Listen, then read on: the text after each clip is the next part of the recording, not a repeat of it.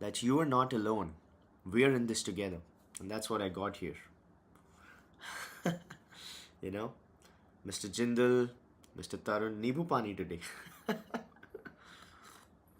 I have a story related to Nibu Pani, by the way, an analysis related to Nibu Pani. So let's begin. Trump hits at no extra levy on India for Russian oil buy. So the yesterday's day before yesterday was it? Or technically yesterday. Yesterday's meeting of Mr. Trump and Mr. Putin has essentially brought some kind of a stalemate in this situation. Why a stalemate? Because this is a situation where Trump can't attack anymore, and this is a situation where Putin has all the cards. But this is also a situation where the other forces do not have the option of backing out. So, do not have the option of backing out. You would ask why? Why can't Ukraine back out, right? Why can't Zelensky back out? The problem is, if Zelensky backs out, he'll get killed. Have you ever thought of it this way? Like, he got Ukraine into the whole NATO conversation. So he essentially got Ukraine into a warlike situation with Russia. In the initial stages of that war, he got the support of Democrats. So that war started propping up. And he talked about talking to Russia, but a new Russian leader, right? So he was essentially chest thumping while saying that he'll lead a regime change operation in Russia. Now, that all that led to a serious hot war where lakhs upon lakhs of people were killed, billions and billions of dollars were, lost, infrastructure was like brought to dust, everything was ruined, right? His people died, his places died, cities died, corruption got rampant, like people laundered the money which US and Europe gave to Ukraine. Now, if the war comes to an end, what do you think his populace will do to him? Right?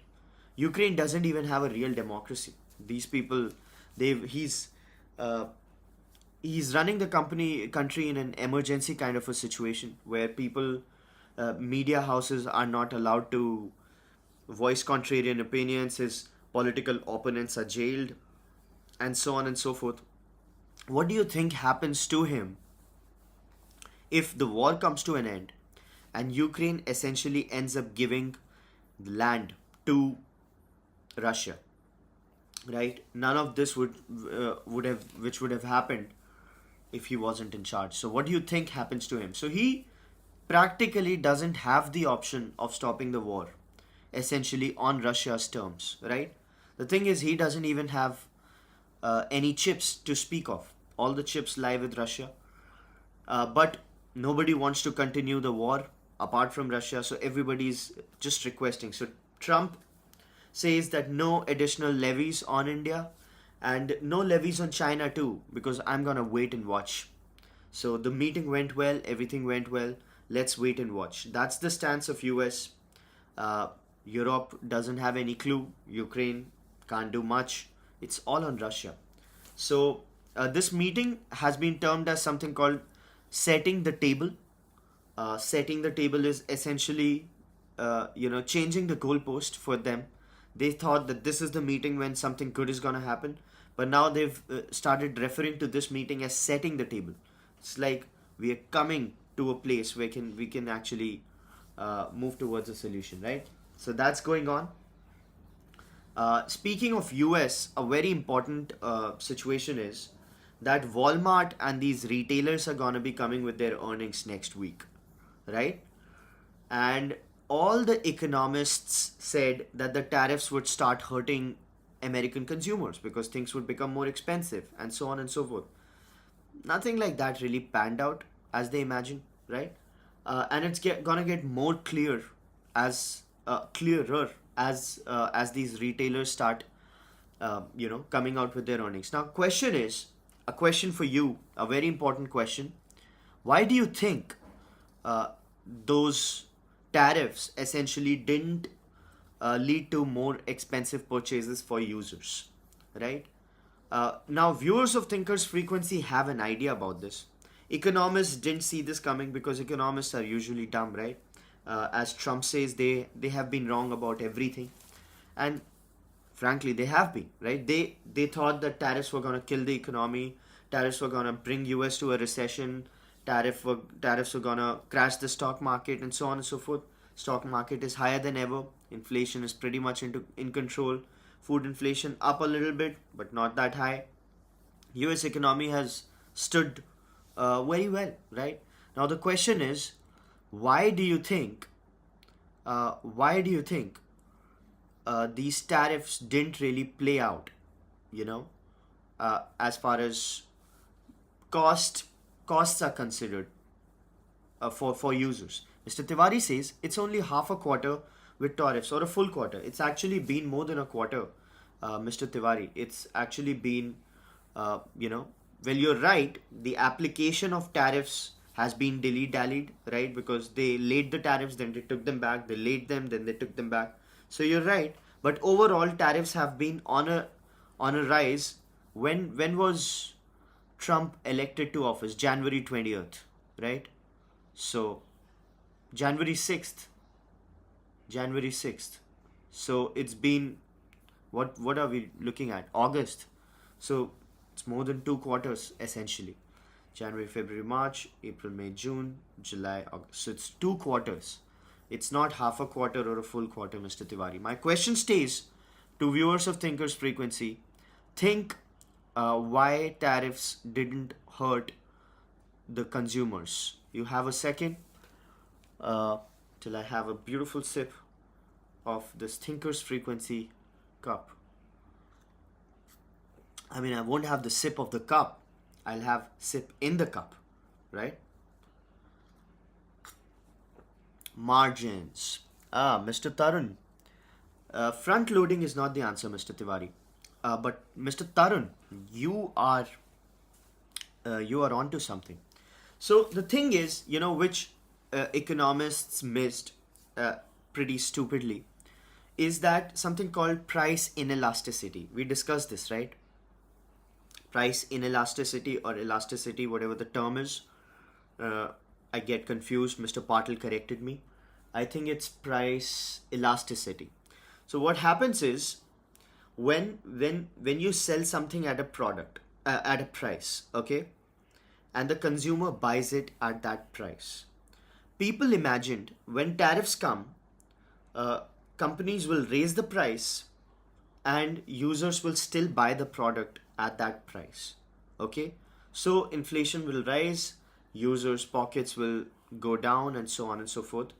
What people imagined was that the sellers of the product have that margin, or let's say have that elasticity or inelasticity as far as pricing their product is considered. If something was $10, it can be $15 and people will still buy, right? That's what people imagined would happen. But price elasticity, what that means is that you can't really raise that price.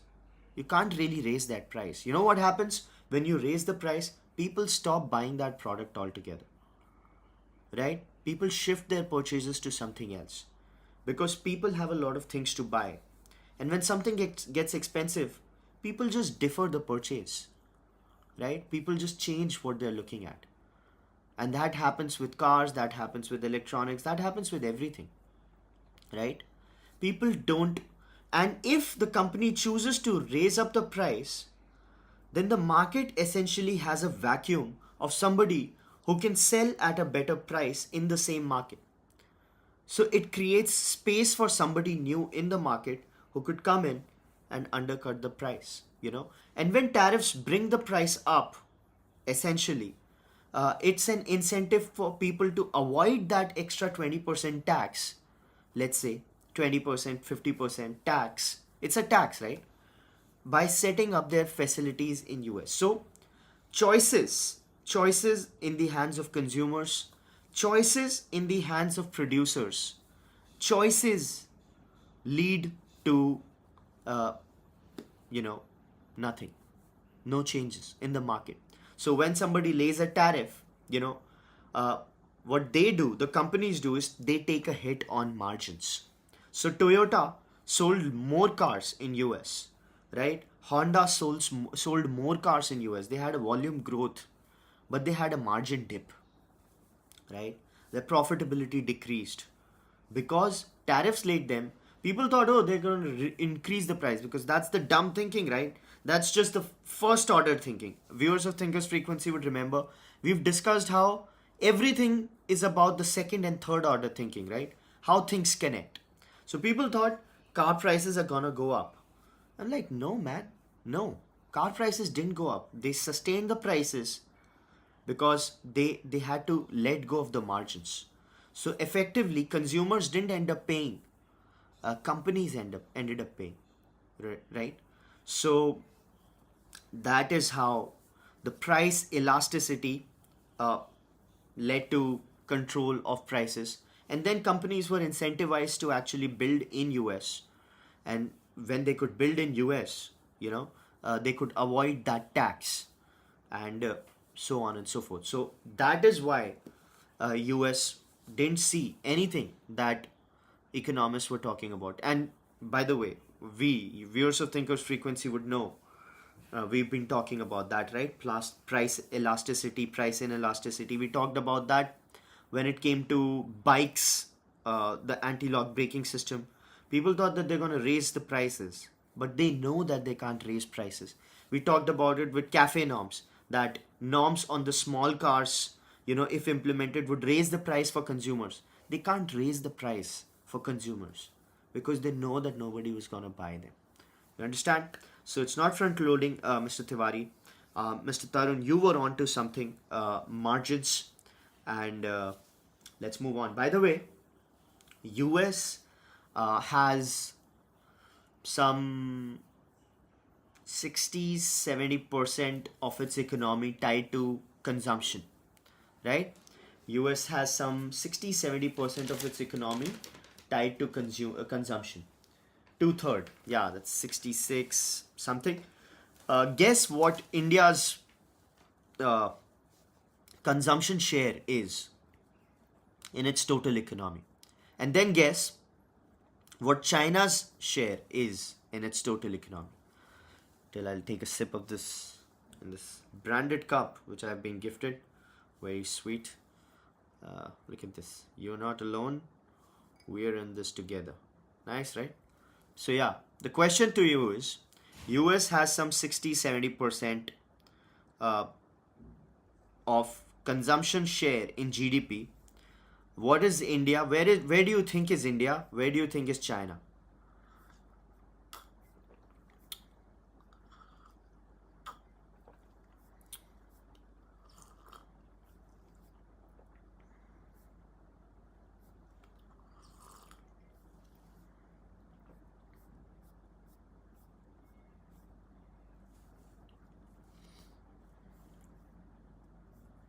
Okay, so I'm done taking. India 18%, says Mr. Tarun, and China 20%. Well, India 90%, says Mr. Jindal, and no comments on China. So China 50%. So okay, those are educated guesses, I would say. So the numbers is, I'll just give you a context. US is an extraordinarily consumption dependent economy. Okay, so India cannot be more consumption driven than US. That is a fact. Okay, so the 90% and 80%, that sort of guess goes flat.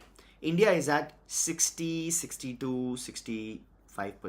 It's around the same range as US, but a little less, right? 60% of GDP contribution in India happens through consumption. So it's, let's say, if 4 trillion is our total GDP, you can expect 2.4, 2.5 trillion dollars coming from GDP, domestic consumption.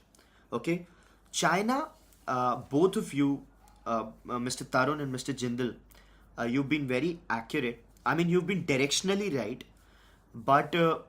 Jindal is closer. China is at 40%. Miss Aditi says, is China less than 50% then? You're right. China is less than 50%. China is less than 50%. China is a 40% consumption economy. Chinese consumption story is not the part it's not the biggest part of its, you know, economic story. Now, why is that? That is a pretty good thing to think about, right? China is an investment driven economy. China is a public capex driven economy. China is an export driven economy. Now people might think, oh, exports cannot be doing a lot, but yeah, exports do a lot. So India's exports don't have a contribution because India is essentially a net negative export country, right? We have a deficit.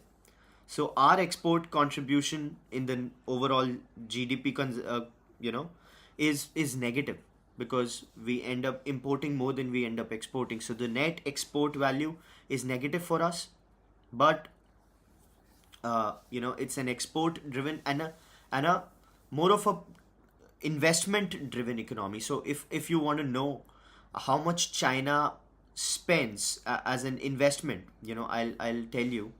I did the research on this. Let me fetch the article. uh, yeah. Okay. So China's investments are like 40% of its total GDP. Okay. China's government spend is 17% and investments is 40%. And then there's a trade surplus. So that's where China holds on. Household consumption 39%, government consumption 16.6%, investment 40%, net exports 3%. So that's where China stands. So whenever you hear the news saying, oh, Chinese economy is in trouble, and somebody says, why is it in trouble? Oh, the consumption declined by like a percentage point. And you're like, oh, okay. You haven't read about China enough. So that's the play. I hope you like that. Let's move on now. GST 2.0 to offer treatments for other pain points too. So we've discussed this. We've discussed how GST plays out in India. They're looking at rationalizing GST. Uh, right now we have a lot of slots, right? There's 5%, there's 12%, there's 18%, there's 28%, and then there's the bullion GDP. What they are trying to do is they are trying to rationalize it by taking away the middle one, the 12% one. So they want to take that 12% away and they want to shift their focus to 5% and 18%. So they're going to shift 99% of the items of the 12% GST slab to 5%, making things cheaper for consumers and easier for businesses. And then things are going to shift to 18%, the industry level. And then sin industries are going to be giving 28% and 40%. Sin industries are gaming, those, gambling guys, those, alcohol, cigarette guys, and so on and so forth.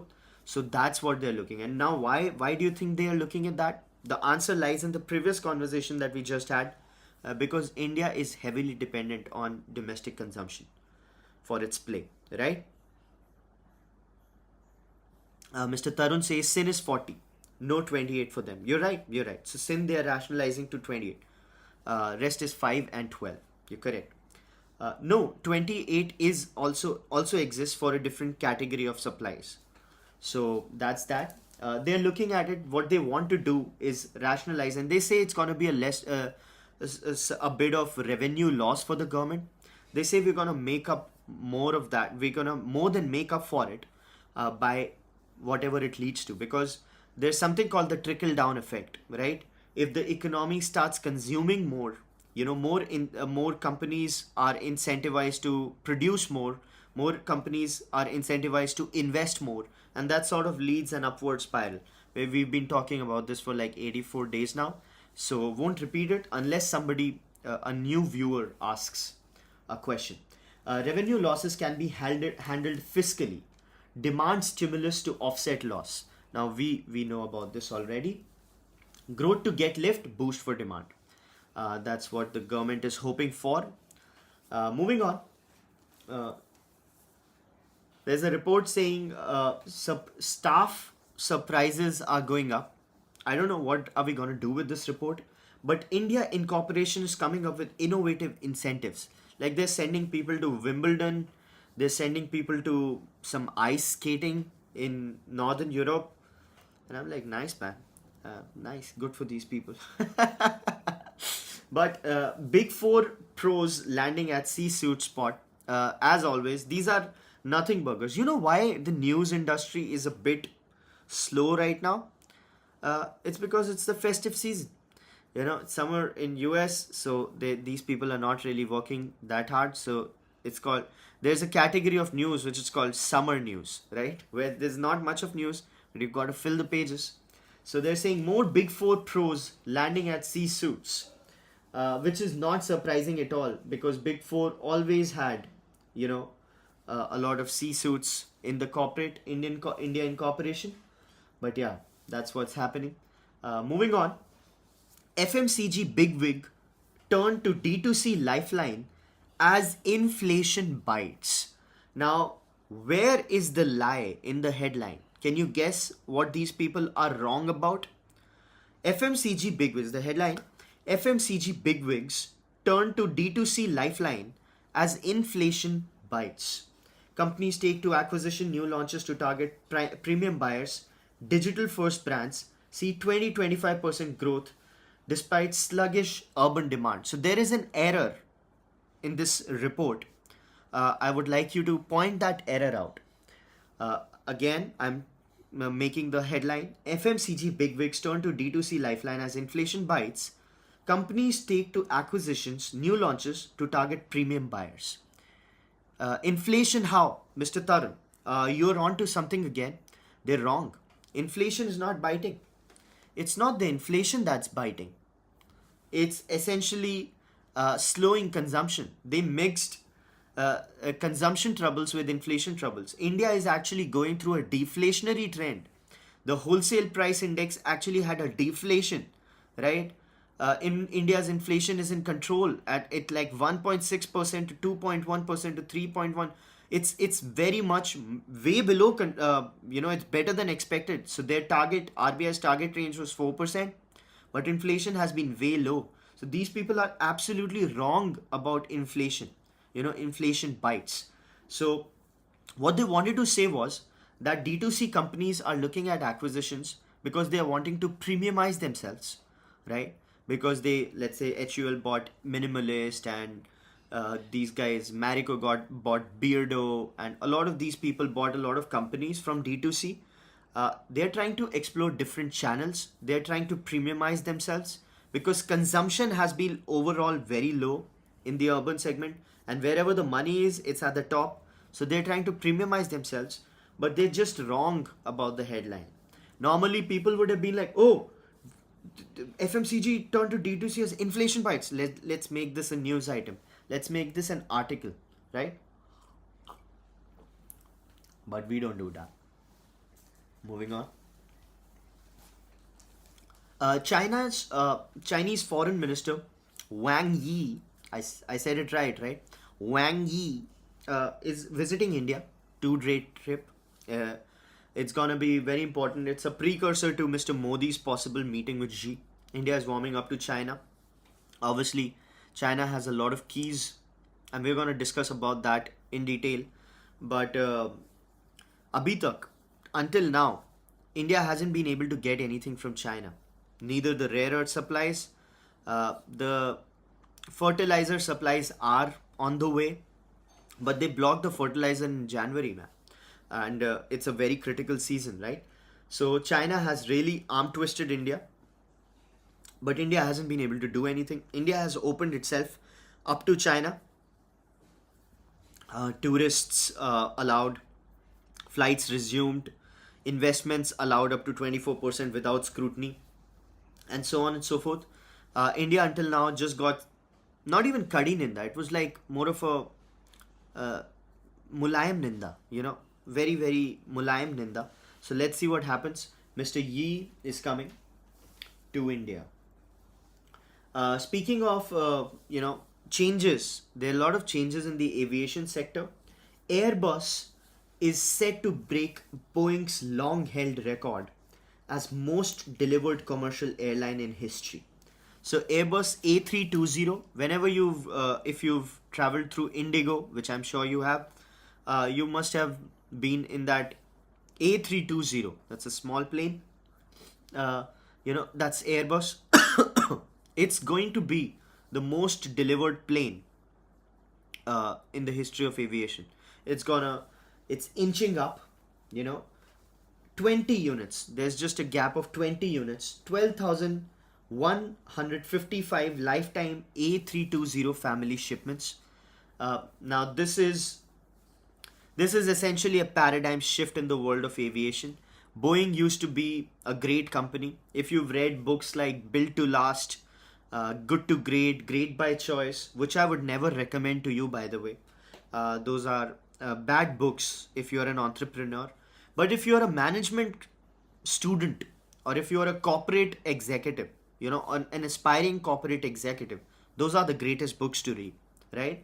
If you are going into a job kind of a scenario in a big company, those are very good books. Built to Last, Good to Great, Great by Choice. But if you're an entrepreneur, they're poison. Never read those books.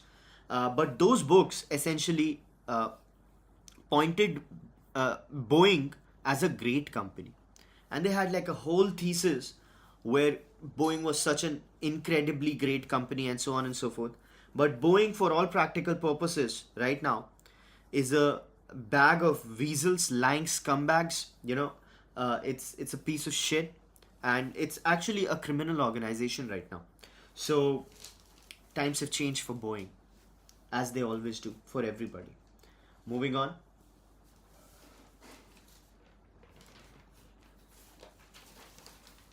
A lot of political chit chat. We don't want to discuss that.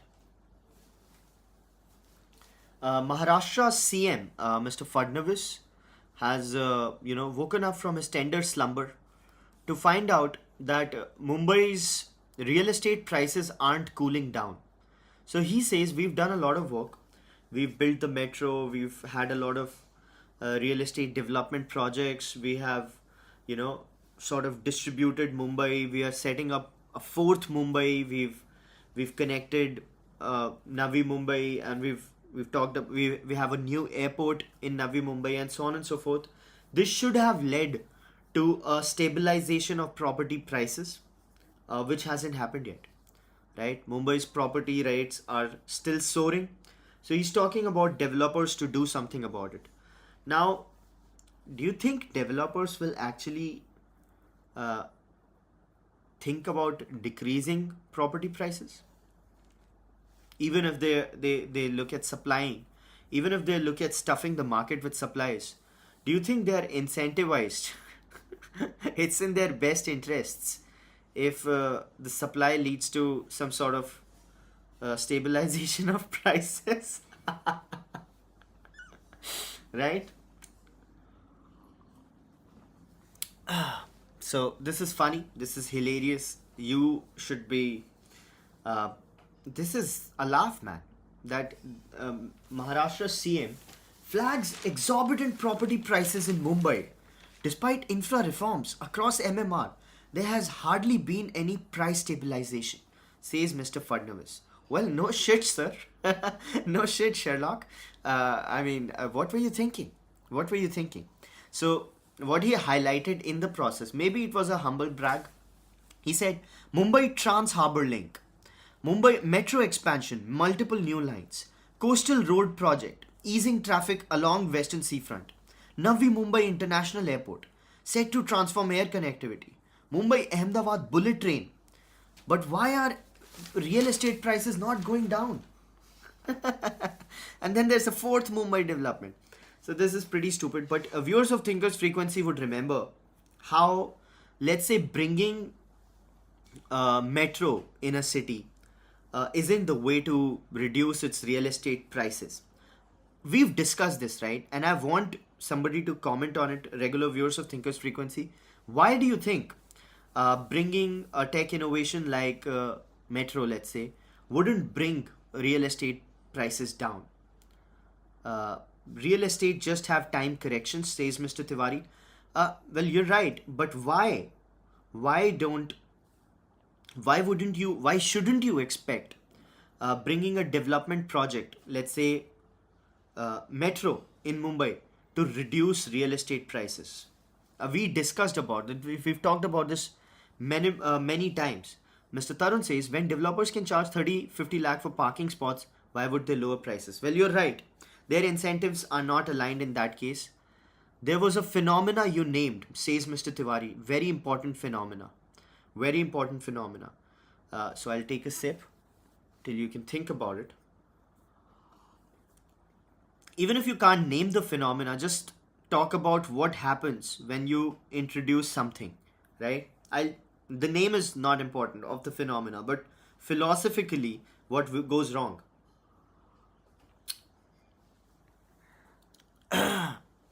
So the thing is, when you bring something like a metro, whenever you bring something like a development project or a technology innovation in a place, any foreseen rise in the quality of life of people is offset by a population rise, right?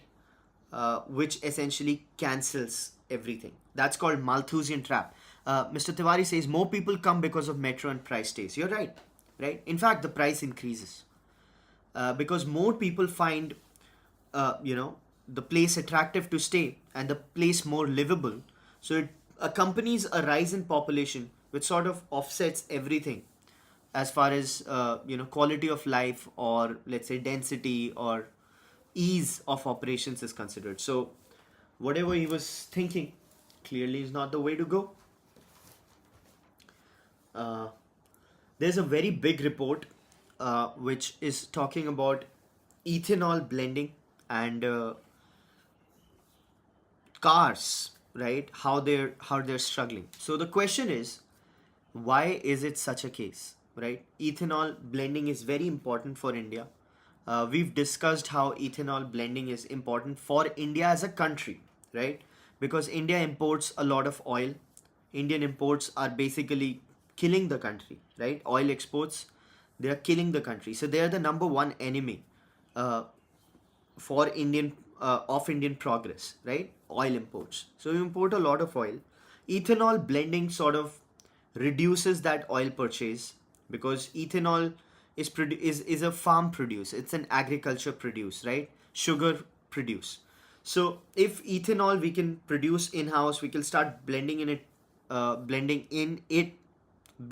it in petrol. We save a lot of forex money because we don't have to spend all that money in importing oil.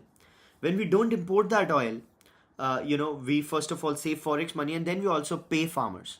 So we farmers increase, sugar prices go up, 40,000 crore rupees go into buying ethanol, right? 43,000 crore rupees get saved in the forex. That is the good part, right? We become a little more independent energy wise. What's the problem? The problem is the cars that were made before 2023 were not equipped for these kinds of this kind of fuel, right? Ethanol 20 fuel. That is 20% ethanol, 80% petrol, right? These cars were built for ethanol 10. Now what happens is when they get ethanol 20, engine starts knocking, the fuel efficiency goes for a toss, and and you know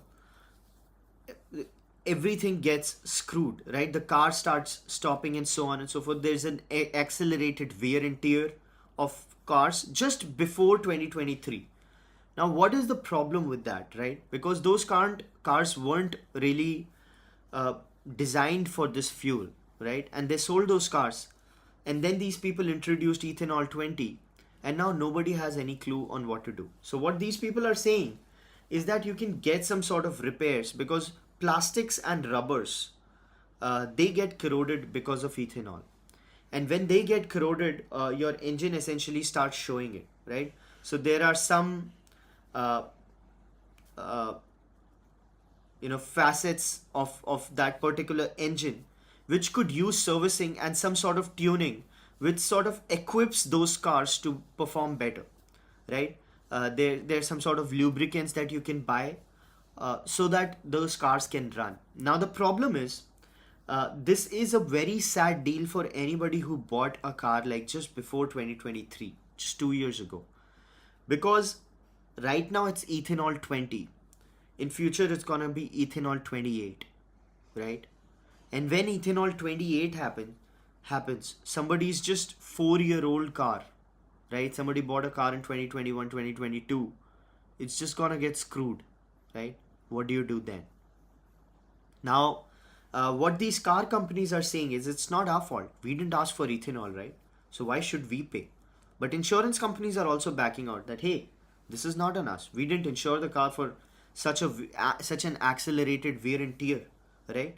But users, at the end of the day, users, the buyers of those cars, are having a moment of regret, because you know if they would have deferred the purchase, they would have not been facing this problem.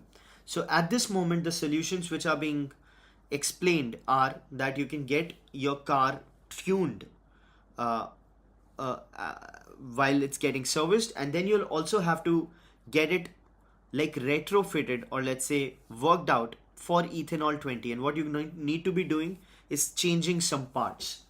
So I don't remember the part's name, but yeah.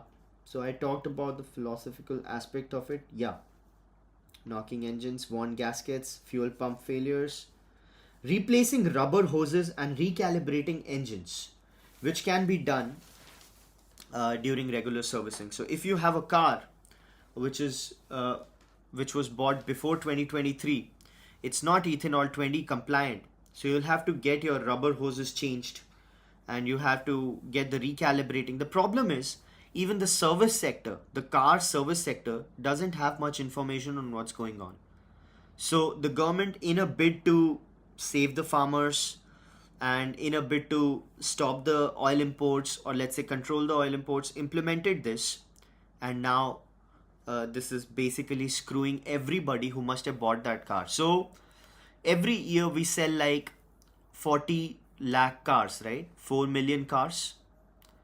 That's the number, right? We sell 4 million cars in a year, right? So anybody who bought a car, let's say, you can expect like 7 years of usual wear, right? So you don't have to count a car which was bought in 2018, or let's say 2018, because that car is expected to get worn and torn by now.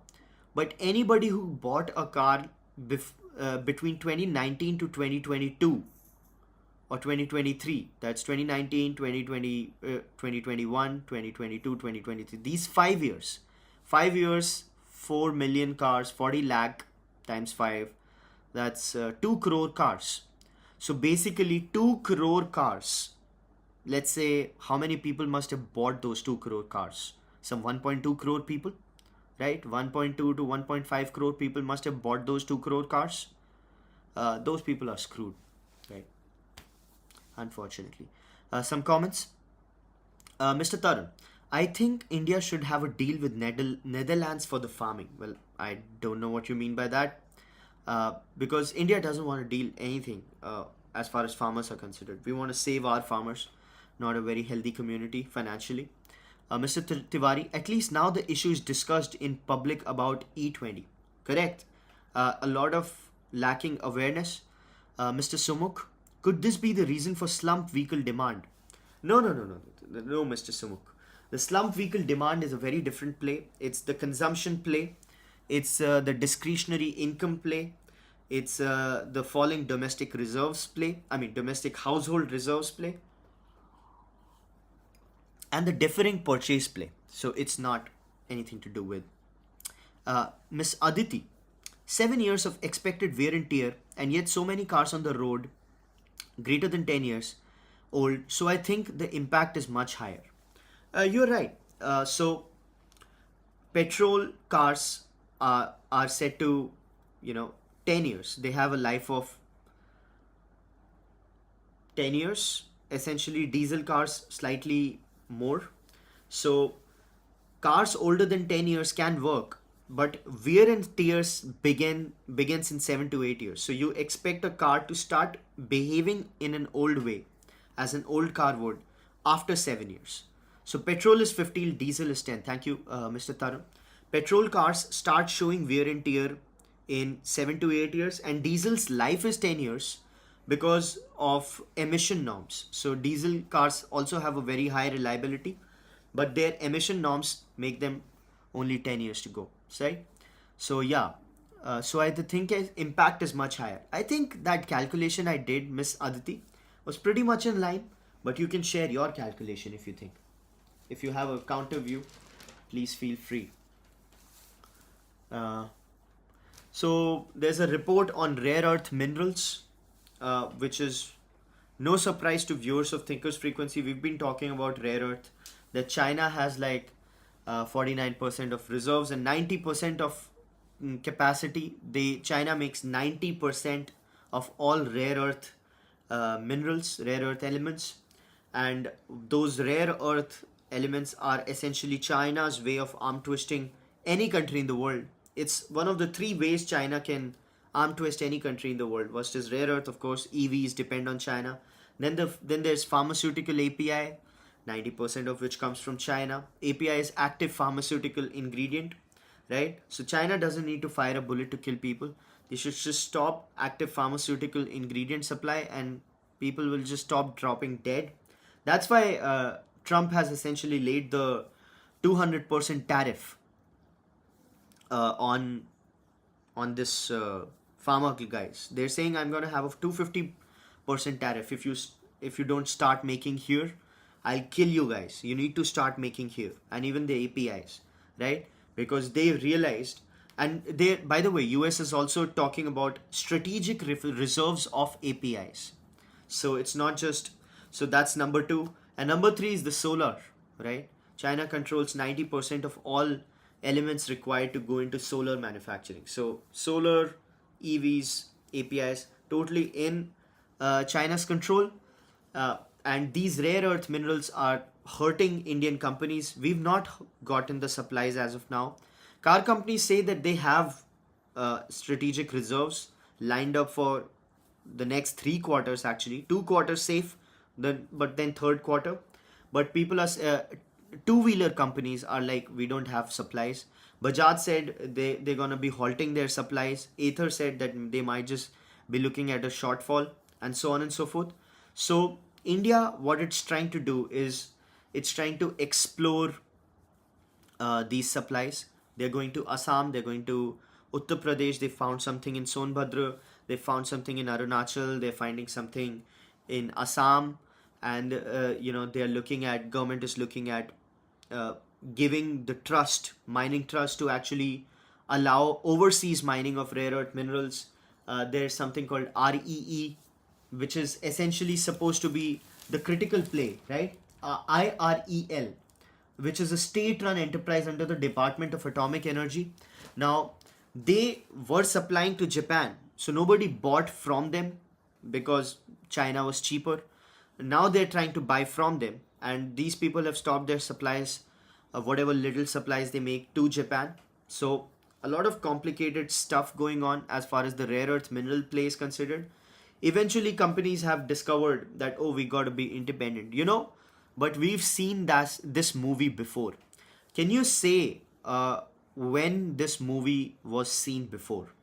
Similar movie where people found out that, oh, we are deeply dependent on China, and they talked a lot about changing their ways and getting independent of China, and then nothing happened. Can you name when that happened? It's a very, very popular phenomenon, of course, everybody knows it, but can you think about it? There's a question by Mr. Manish Kondhalkar. What do you think of the simulation hypothesis? Do you believe AI is the end of humanity? It's a question which I'll answer after this discussion is done, this particular rare earth mineral discussion. So, global rare earth reserves, 49% China, 23% Brazil, 8% China, 6% Australia, 4% Russia, 10% other. But India's share is less than 1%. China makes more than 90%. It has all the supplies and all the refining capacity. Mr. Tarun, right? Oh, sorry. Mr. Tiwari is right. COVID was the first time when the world realized that it's too dependent on China, and they talked about a lot going away from China and moving, and then nothing happened. Right? Why? Why doesn't anything happen? Despite people finding out that there's something radically wrong with them, right? It's because people have a very short term way of thinking about things, right? If, let's say, China is offering something at a cheaper cost tomorrow, if China says, hey, no problem, guys, rare earth minerals, take it from us, no problem, in fact we'll give you a discount, do you think these mining efforts will be intact, or at least the new capex plan would be intact? Private companies who were looking at investing in this would be intact? No, they'll just wrap up those investments, start taking it from China, because they don't care about long term, right? Most people are living day by day, month on week, month on month, quarter on quarter, especially the companies. So, especially the companies. Now, living by the day is a great approach as an individual because you don't know what happens tomorrow. But when you're building a company, oh, sorry, when you're building something like a country, you've got to be a little, you'll have to have some foresight, which is severely lacking uh, in the corporate world, especially in India. If the government have 4 5 year terms, why should they plan long term, which will benefit someone in the future? You're right, Mr. Tarun. That's the big problem, right? But uh, again, it is an insight which we've not discussed. Whenever you read anything by China, okay, any book on China written by a Chinese person, or whenever you talk to China, whenever you read any strategy document by China, those people don't think about years. Those people don't think about months. Those people don't think about decades. They think in terms of centuries. Okay, they think in terms of centuries. So China thinks extremely long term. At least this particular government of them, which has been around for like 30 years now, CCP, very strong, in fact even before. So these people have an outlook of like hundreds of years, and until now India didn't have any future outlook, right?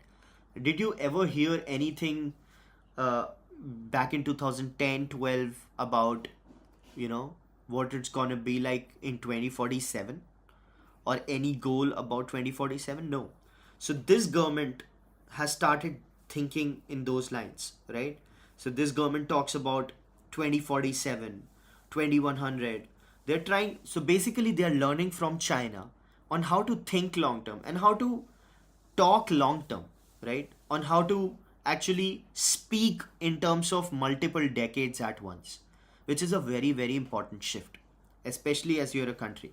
Because if everything is short term, then you just sell the country out and, cash out, right? You'll, as Babus do. So that's something. Rare earth minerals, mining, 69% China, 8% other. India is trying to diversify imports by deepening engagement with Argentina, Australia. FTAs, resource restrictions could also help unlock access. So, while discovery of new pockets of clean tech metals offer hope, India Inc. urgently needs a diversified, resilient supply chain. So, rare earth minerals are neodymium and something like that. Lithium doesn't come, even though it's in the family. Uh, Now, Mr. Manish Kundhalkar's question: what do you think of the simulation hypothesis? Now we've discussed simulation in depth. Mr. Kundalkar. Uh, should I repeat it, Mr. Tiwari, Mr. Tarun? Would you mind me repeating it, Mr. Patil, Mr. Somak, all the regular viewers of Thinkers Frequency? I hope you don't get bored by the repetition. But since somebody asked, I should say it. So Google Genie and Grok Imagine, what they're trying to do is that you can create a world. You enter a VR set and you can start looking at the world.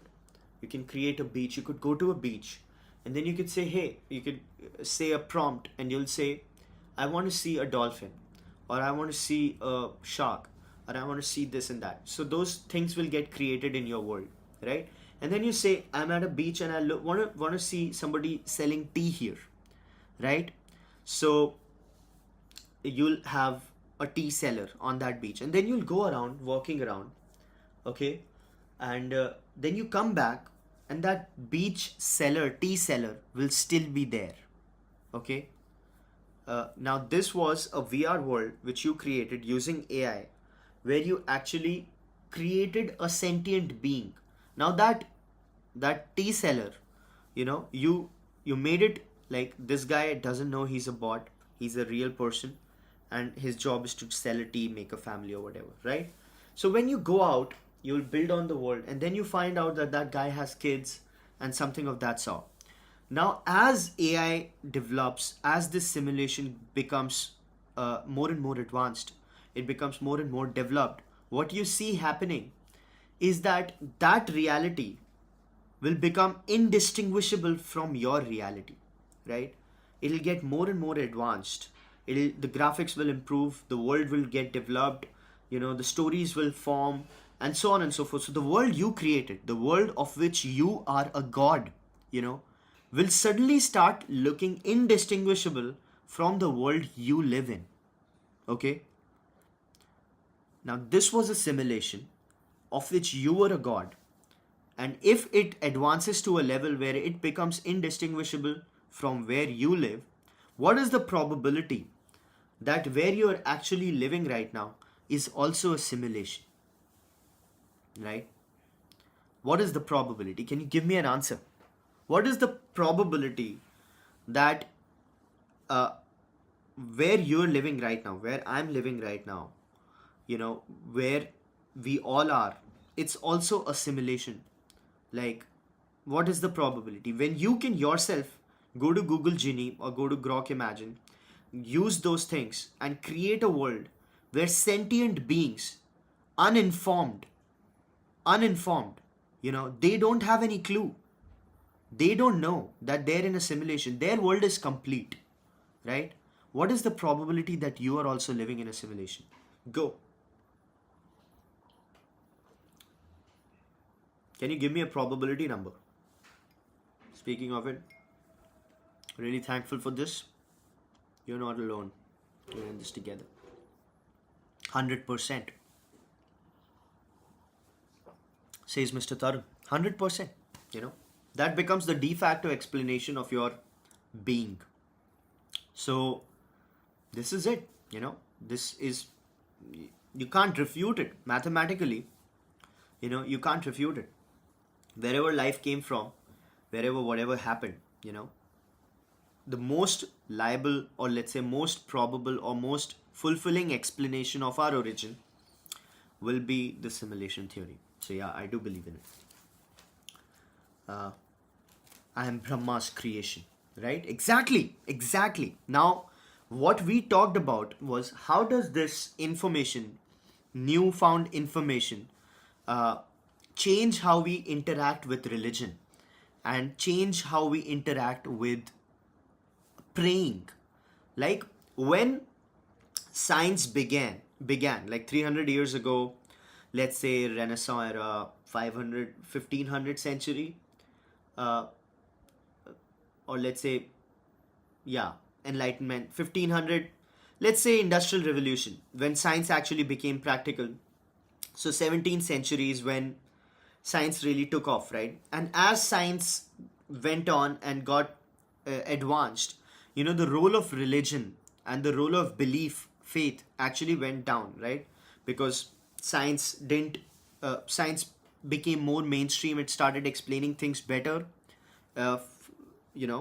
logically, and people started believing less and less in religion.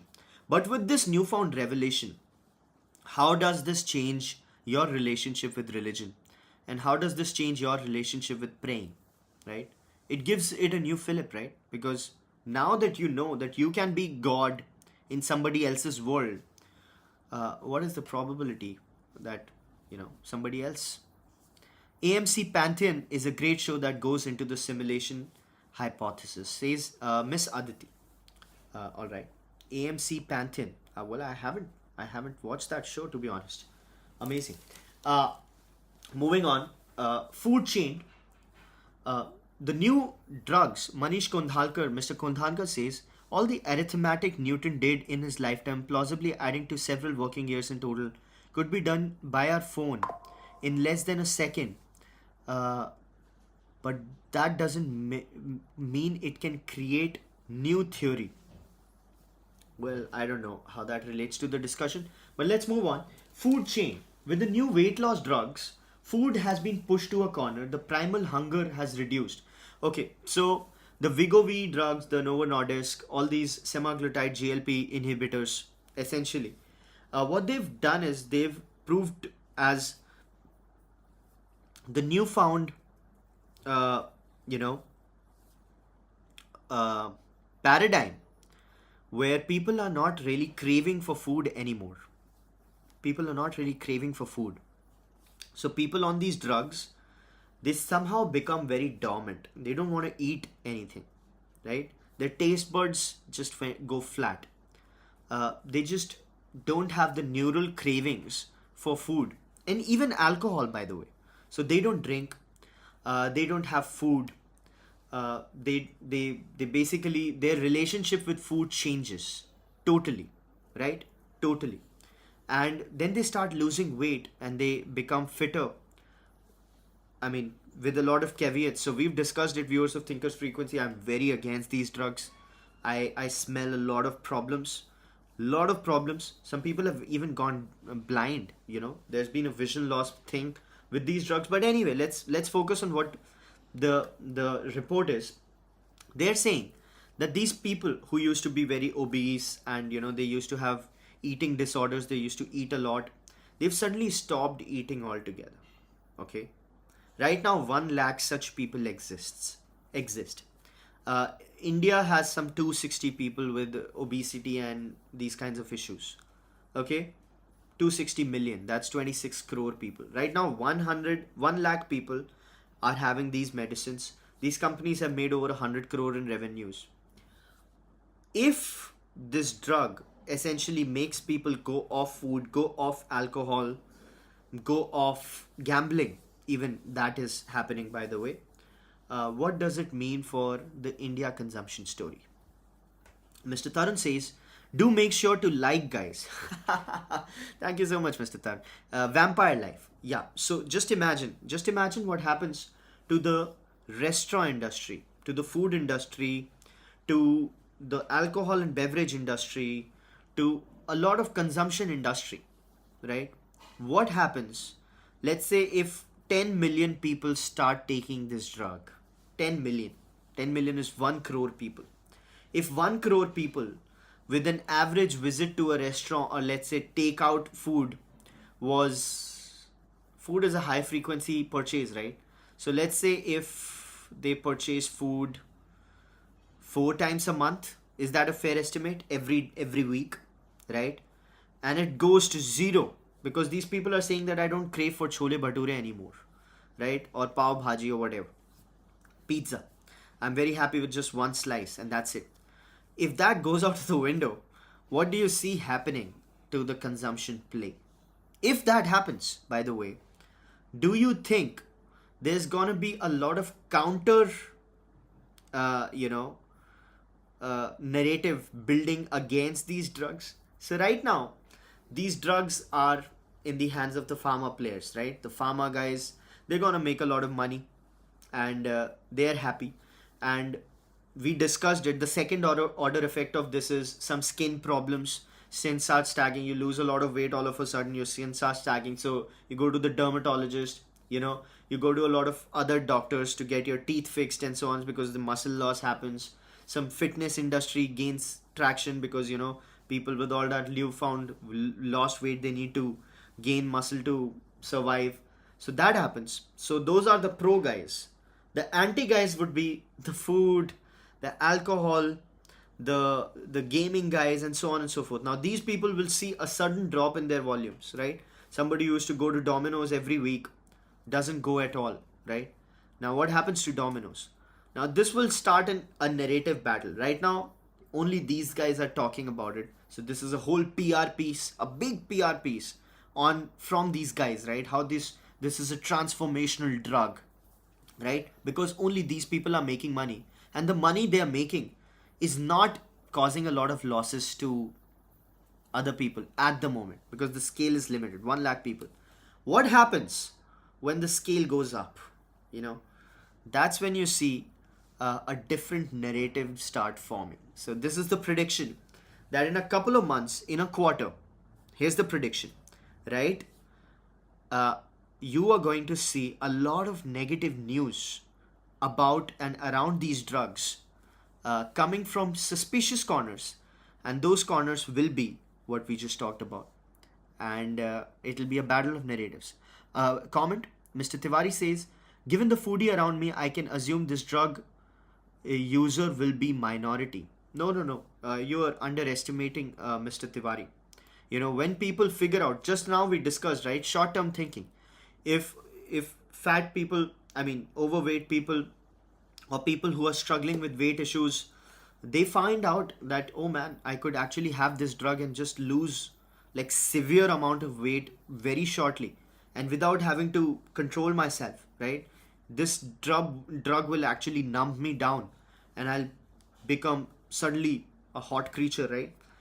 You are underestimating what happens to the demand.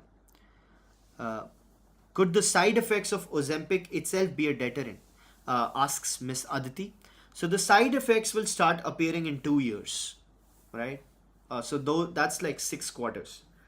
2 years is what, 8 quarters. So before that, there's gonna be a lot of happenings. The side effects will start happening around 2 to 3 years. That's when people will start getting the horror stories out. That is not what I'm talking about right now. What I'm talking about is the news stories which will start coming just in a month or two, or a quarter or two, when the opposite side of the industry starts feeling the brunt of what this drug is doing to their business, right? So that is the prediction. Stay on to it. By the way, most of our predictions, in fact all of our predictions, have been very tight, right? At Thinkers Frequency, we've been very, very tight. Even when we've made stock calls, they've gone really well. So let's look at this one. Oh shit, it's 9:12 already. I'll just move to the next story. Putin steals this show. Everything is cool. Chat GPT is like $2 billion revenue on the Chat GPT mobile app, right? That $2 billion coming at the cost of what? That $2 billion coming at the cost of Google and Facebook, right? So moving on.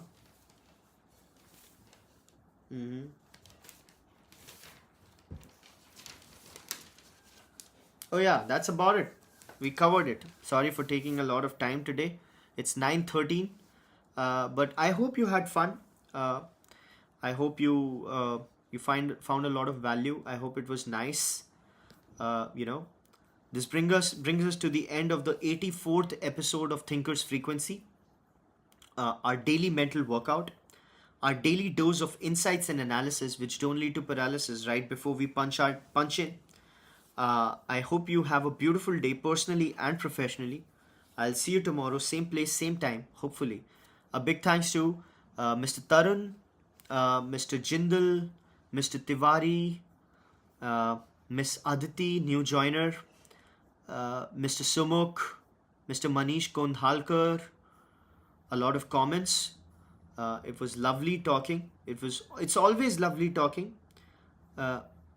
Miss Aditi says, this is my second day on Thinkers Frequency. Thanks for the great episode. Yay. Cheers, Miss Aditi. I'm so glad that you liked it.